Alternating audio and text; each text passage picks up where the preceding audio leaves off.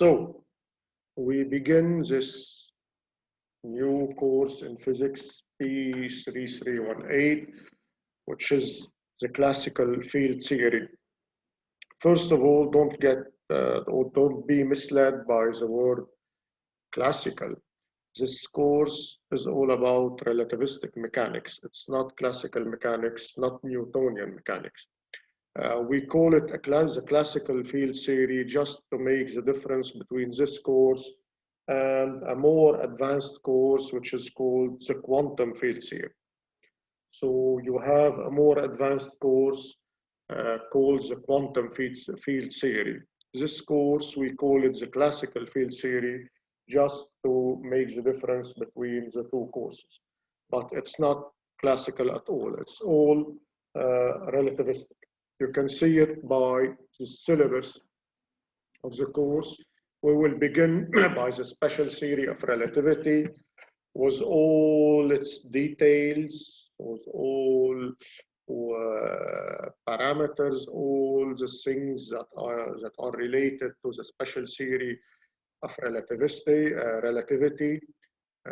We will see relativistic kinematics, relativistic dynamics, with all the details, with tensor calculation. We will also see some particle physics, especially relativistic collisions. And we will end this course by a big chapter on fields. So all the aspects of fields, interaction between fields and particles, particles and fields, as the Higgs field, the Klein-Gordon equation, etc. You will see it on this last chapter. So to introduce a little bit this course, we, as in all the courses of mechanics, it's like Newtonian mechanics of first year or the mechanics of second year. We always need to have or to define our frame of reference, which is composed of three directions that represent space. So we have the spatial coordinates represented by three axes of coordinates, x, y, and z, that represent space as a three-dimensional space. And we have another another important parameter, which is a time. Because in classical mechanics and Newtonian mechanics, you define all the parameters or the physical quantities, you define them as a function of time. So you say the position is given as a function of time, the velocity, the acceleration, etc. They are all given as a function of time. So we will consider time also as a coordinate. And we will end up by a system of 4 coordinates, not 3. Of course, it is impossible or too difficult to represent on a 2-dimensional image, but you need to imagine it. We need a frame that contains the 3 initial spatial coordinates x, y, and z, and we will need to add a 4th coordinate, which is time. So we will add another axis of coordinate that corresponds to time, because we need to see the time in relativity. Of course, all the frames of reference we will use in this course are inertial frame. And I think you should remember what an inertial frame is, which is a frame of reference with no acceleration. The frame is not accelerated. So it is a frame at rest or in motion in a uniform translation at a constant speed, of course. You can't measure any acceleration of the frame. I'm talking about the frame, not an object. So inertial frames are the frames with no acceleration. where you can apply the laws of Newton, especially the first law of Newton that says an object at rest will always stay at rest, or if it is in a uniform translation, it will keep its uniform translation for all the time. Actually, the two cases are one case, because a frame at rest or a frame in a uniform translation is the same case. These are not two different cases. It's the same case, the case where you cannot measure any acceleration of the frame. So you can apply the laws of Newton with no acceleration of the frame. In Newtonian physics, you know that time is absolute, which means if you have two clocks synchronized at t=0 at the beginning of the motion, the two clocks will show the same time even for a time bigger than 0, or after a certain time of displacement of motion. The two clocks will always show the same time. If they were synchronized at the beginning, they will show always the same time if you are considering Newtonian physics. In relativity, we will see that even if you synchronize clocks at the beginning, they will not always show the same time. We will also use throughout this course only inertial frames. In relativity or in classical physics, we will only use inertial frames. So the laws of physics are the same in all frames. Newton laws, or the law of gravity, or our new relativistic laws, they will be the same in all inertial frames. This is the principle of invariance. This principle exists from very long time, even before Newton. From the time of Galileo, they knew this principle of invariance that says that a law of physics is the same in all inertial frames. So Einstein in 1905, he came along and added a new law of physics. He said that the speed of light, which is equivalent to 3 × 10⁸ meters per second, this speed of light is constant in all inertial frames. It will be the same in all directions and all conditions. It is a law of physics. So when you say a law of physics, you have to apply the principle of invariance. So if the speed of light is a law of physics, it will be the same in all inertial frames. So when you define your speed of light as a law of physics, it is the same in all frames, and experimentally verified, it is the same in all frames, inertial frames, in all directions, and all conditions. So how to go from classical mechanics to relativistic mechanics? If you consider two classical frames, x, y, and z, and x prime, y prime, and z prime, of course, here you have at the origin a certain object. You always need to have an object at the origin. You know that from Newtonian physics. You always need to put an object or an observer at the center of each frame. Otherwise, it's not a frame of reference. So we have these frames, x, y, and z, and x prime, y prime, z prime. We take a simple case where x prime, z prime, y prime is in uniform translation with respect to x, y, and z. So the speed of the second frame is v, it's the constant speed v. And it is a translation along along X. In classical frames, the time is absolute. So if you measure the time in this first frame or in the mobile frame, the time is the same. So you will not observe any difference of time. So now we need to add our fourth axis, which is the axis of time.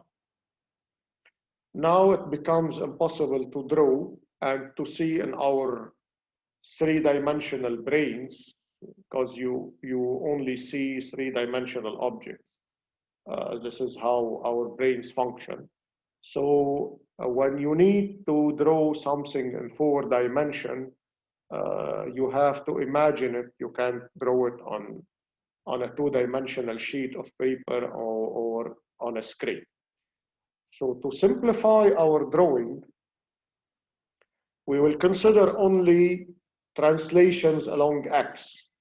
In this case, Y and Z will stay the same. So Y is the same as Y prime and Z is the same as Z prime. So the only quantity that is varying is the quantity X and the time. So our frame will be only 2-dimensional frame that represents X corresponding to the displacement and the time t. Y and Z are the same in this case. The translation is along X. So if your second frame, X prime, T prime, the second frame is in uniform translation with respect to X and T, it will move along a trajectory which is a straight line given by the equation X equals Vt, which is a classical Newtonian equation. In a uniform translation, the displacement X is equal to Vt if they both start at the origin 0. So X equals Vt, which is also the same as to saying X prime equals 0, because this line corresponds also to X prime equals 0. As you can remember from classical mechanics. If you consider an ray of light, or if you consider light, it has a constant speed, which is c. So the light will move along the trajectory given by x equals ct. But you know that c is a very big number. So if you draw it on this representation, it will be almost a straight line that is almost tangent to x, because c is very big. It's a very big numbers. It's 3×10⁸ meters per second. So x equals ct will be almost the same as x. So there's no need to draw it. You will not be able to see.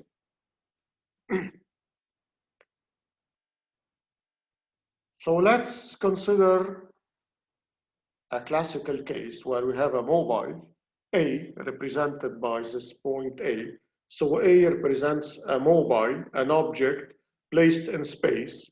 And if we use our two frames, P and Tx and T prime, X prime, this point A, or this mobile A, will have coordinates in the frame xt and in the frame x prime t prime. So its coordinates in x prime t prime will be this distance x prime and this quantity as the time t prime. If you observe the same point A in x and t, so A will have the coordinate x, which is this distance, x of A, and this quantity on the t-axis, which is the time that corresponds to the motion of A. So this is t. So A will have the following coordinates, x and t in the first frame, and x prime and t prime in the second frame. The second frame is in uniform translation or the constant speed v, so it will move along x equals vt. So if you can see from this drawing, this quantity x prime of A is actually x of A in the first frame minus this quantity in the green. This quantity corresponds to Vt. Why? Because the distance from this point to this point is Vt, because it is x equals Vt. So any point on this line have its x equals to Vt. So the distance from here to here is Vt, and this distance corresponds to x prime. So you can see that x prime is x minus Vt. In a Newtonian case, t is equal to t prime. So the transformations, the Newtonian transformation of coordinates between the two frames is x prime equals x minus Vt and t equals t prime. So if you need to know the coordinates in the first frame, if you know x prime, t prime, you can find the coordinates x and t and vice versa. This is a Newtonian physics where t is equal to t prime.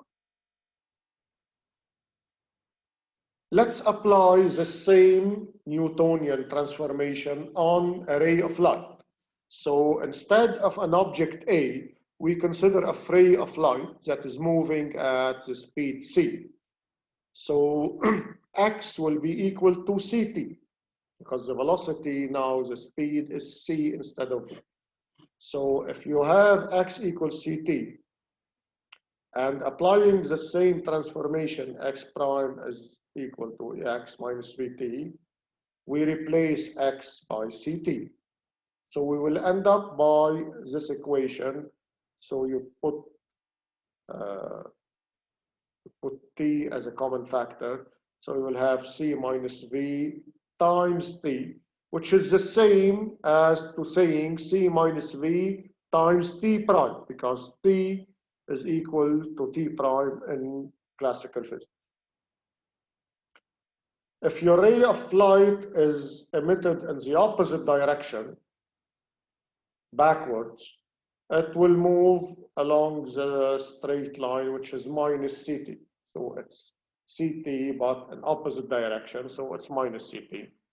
If we apply the same transformation, instead of x, we replace it by minus Ct.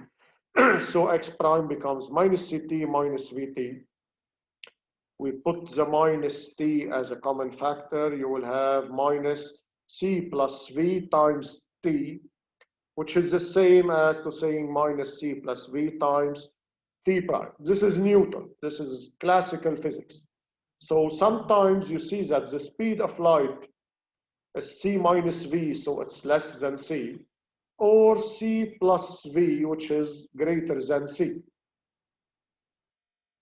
Here you have a contradiction with all the experimental data measured by Michelson and Morley or any other experiment to measure the speed of light. So if you remember your course of modern physics of last year, you saw this experiment of Michelson and Morley and maybe other experiment. They were trying to measure the speed of light, and they found that this speed is always constant in all conditions, in all directions, even if you use a very modern spectrometer that is very precise, you will never see any difference of the speed of light in all directions, in any condition, in any direction. You will always get the same value, c, which is 3 by 10 to 8 meters per second. So all the experiments are showing that the speed of light is the same. And Newton will tell you that the speed of light should vary, should be greater than c, and sometimes less than c. So we have a contradiction between the experiment and the theory of Newton. This contradiction appears only on very high velocity, because you know Newton, the theory of Newton or the laws of Newton are very well verified, experimentally verified at low speeds, 300 years ago until now. They are always verified at low speed. This contradiction appears only at very high speeds and the speeds that are close to the speed of light. So we need to have a solution to this contradiction. We have an error. We have something that is wrong with this transformation between x and x prime, or between the frame R and the mobile frame R prime. We have a shifting in the values that is mostly observed with speed, at high speeds, especially with rays of light. So we will need a new theory, which is the theory of the special relativity. So Einstein came along and gave us this new theory of special relativity in 1905 to give a solution to this contradiction of results between experimental and theoretical supposition. So what is wrong with Newtonian mechanics? The first thing is that Newton believes that events could be simultaneous. The simultaneity of events, which means that if you have two clocks that are synchronized at t equals 0, at the origin of time at t equals 0, if these clocks are synchronized, Newton will tell you that these clocks will always be synchronized for the rest of the motion and for the rest of the event. Even if these clocks are mobile, even if these clocks are in a uniform translation with respect to the frame, if they are initially synchronized, they will always stay synchronized, and they will show you the same time for the mobile object. So we will make a certain experiment to verify this invariance of time, which you will see is not invariant. So we'll consider a number of clocks synchronized at t equals 0 in a Newtonian way, not in a relativistic way. And each clock will be moving at a certain speed, a constant speed, of course, because we need all frames to be inertial. So we will move each clock at a certain constant speed in any direction. So we will measure the time by each clock for a time that is bigger than 0. So after a certain time in the event, in the motion, we will see the clocks and we will verify if these clocks are showing the same time or not. So this is where Einstein introduced his biggest modification in modern physics. He said that we have to change our method of synchronization, and we need to change the entire concept of length and time. So let's make this experiment. Our synchronization has to be based on a universal constant. In our case, the only universal constant we know of is the speed of light, because it is verified experimentally that the speed is constant and it has the same value of 3 by 10 to 8 meters per second in all inertial frames in any direction, in any condition. So we have this universal constant. Let us use it to make a new way of synchronization and to make a very precise synchronization of clocks. So we will consider 3 clocks. We will place the first one at x equals 0, the second at x equals 1 unit. You can use the meter as a unit. And the third clock is placed at x equals 2. So you have 3 clocks separated by a distance of 1 meter. We will work on a frame where we take c equals to 1. So for a ray of light that has a speed c, the trajectory should be x equals ct. And since c equals 1, so x equals t. So if your light is emitted forward, it will go along the trajectory x equals t. And if your light is emitted backwards, it will move along x equals minus t. So these 2 black lines correspond to the trajectory of light, forward, back. We have our 3 clocks. They are all moving at the same speed v. So the first clock is moving along x equals vt. The second clock is moving along x equals vt plus 1. And the third clock is moving along x equals vt plus 2. These are the trajectories of the 3 clocks. Let's consider an observer attached on each clock. So if you have 3 observers, each one is attached to one clock, clock number 1, number 2, number 3. So at the beginning of the motion, at t equals 0, all the observers with their clocks begin their motion at the same speed v, separated by 1 meter each, or by 1 unit each.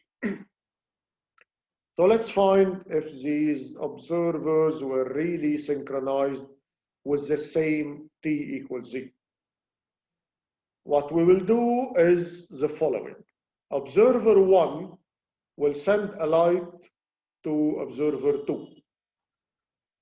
Since it is light emitted forward, it will go along x equals t. So this dotted green line is the trajectory of light emitted from observer 1 to observer 2 at t equals 0. So this is as a line corresponding to the light. Observer 3 also emits a light to observer 2. But in this case, the light is emitted backwards, since observer number 3 is in front of observer number 2. So 3 will emit light backwards to reach number 2. So the light from B to A will appear as if the light was coming along the direction x equals minus t, because it is a light emitted backwards. So if you continue your line from A parallel to x minus t, you will reach point B. This is the point from which the light is emitted from B to A. What is surprising that B is not on the x-axis, because if these 3 were really synchronized at the same 0, when B emits light to A at t equals 0, B should be at the x-axis. Or experimentally speaking, we see that B is not on the x-axis. So the light is coming from a point that is not on the x-axis. This is surprising. it contradicts it contradicts Newtonian physics. Because imagine if these clocks were at rest on the x-axis. So when the first gives light to the second and the third emits its light to the second, the two lights, or the two rays of light, will reach the middle at the same instant, exactly in the middle between 1 and 3. Or as you can see in this representation, if the light reaches A at the same instant from 1 and from 3, it will not be coming from the x-axis. This is a complete contradiction with Newton, with classical mechanics. So how to solve this problem? At first, we will need to find the coordinates of point B. This is our unknown point. We will need to find the coordinates of B. To find the coordinates of B, we will first need to find the coordinates of A. So if you look at this drawing, A is the intersection of two lines. X equals T, the black line, and X equals VT plus 1, the red line. So A is in the intersection of these two lines. So X equals T and X equals VT plus 1. So we can, if X equals T, we can replace X by T, and you will get T equals VT plus 1. So if you take Vt to the other side, so we'll get T times 1 minus V equals 1. So T equals 1 over 1 minus V. So the coordinates of point A are T of A is 1 over 1 minus V. And since X equals to T, so X is also equals to 1 over minus V. To reach the point B, we need the equation of the line AB. The line AB is at minus 45 degrees because it is parallel to X equals minus T. It's a trajectory of flight backwards. So it's at minus 45 degrees. So it's the same as X equals minus T, but it is displaced by a certain distance. So the equation of AB should be X equals minus T plus a certain constant. So X plus T is equal to a constant. We can find the constant from point A, since point A also belongs to this line AB. For point A, we see that X plus T is equal to 1 plus 1, so it's equal to 2 over 1 minus V. So our constant is equal to 2 over 1 minus V. Then you get the equation of AB, which is X plus T is equal to 2 over 1 minus V. We have the equation now for AB. We have the coordinates of A, so we can deduce the coordinates of point B. B is the intersection of X equals VT plus 2, this red line, and AB is the green line. So X plus T equals 2 over 1 minus V. This is the equation of AB. And X equals VT plus 2 is the red line. The intersection of the two lines, we have two equations, equation 1, AB, and equation 2. If you make equation 1 minus equation 2, you will get T equal to 2 over 1 minus V minus Vt minus 2, which gives you T times 1 plus V equals 2V over 1 minus V. So our T is equal to 2V over 1 minus v times 1 plus v, which is the same as 2v over 1 minus v squared. So the coordinate t of b is 2v over 1 minus v squared. And we can find x from any of the two equations. So x is equal to 2v over 1 minus v. We replace t by the value of 2v over 1 minus v squared. So you do the calculation, you will get x is equal to 2 over 1 minus v squared.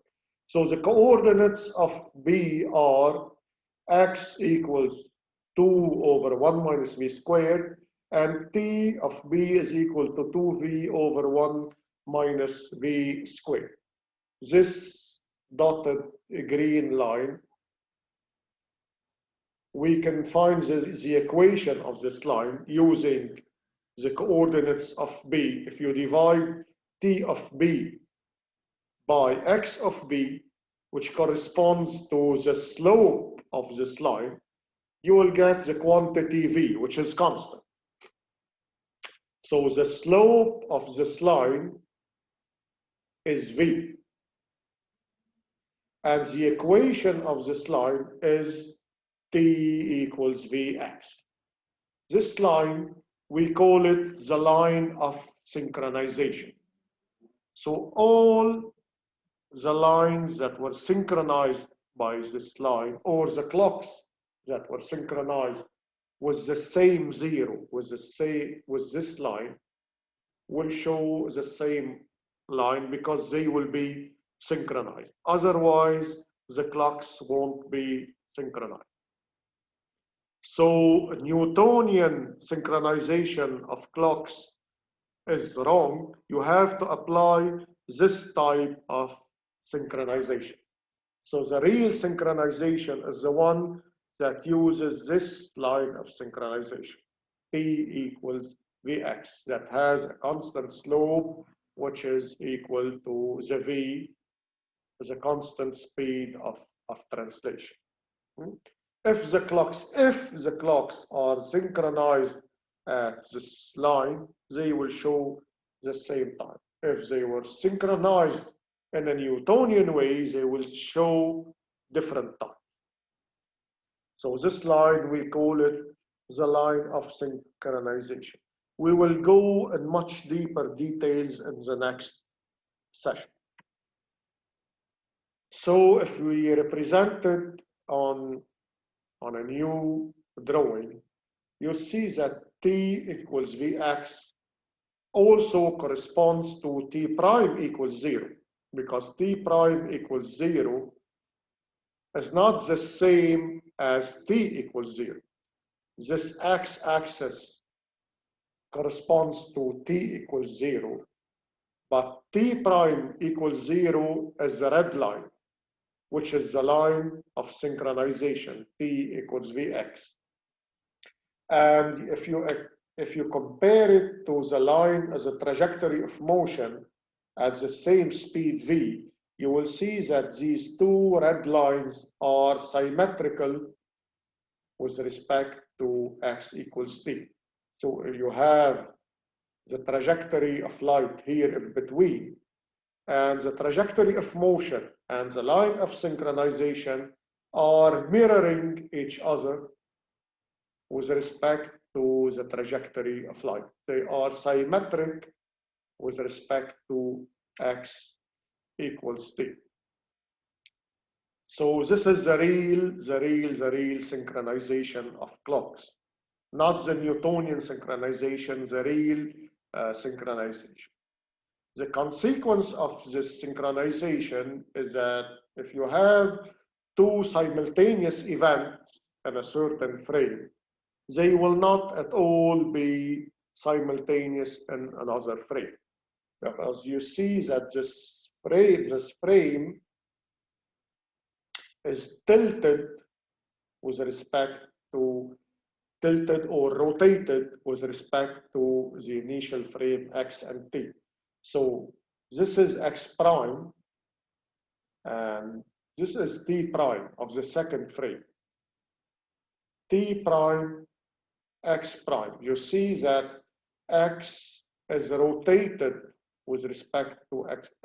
X prime is rotated with respect to X, and T prime is rotated with respect to T with the same angle. So the frame X prime and T prime is rotated with respect of X and T, even though the two frames are in translation with respect to X, is in translation along X. This is the effect of relativity. We will see much deeper details in the next session.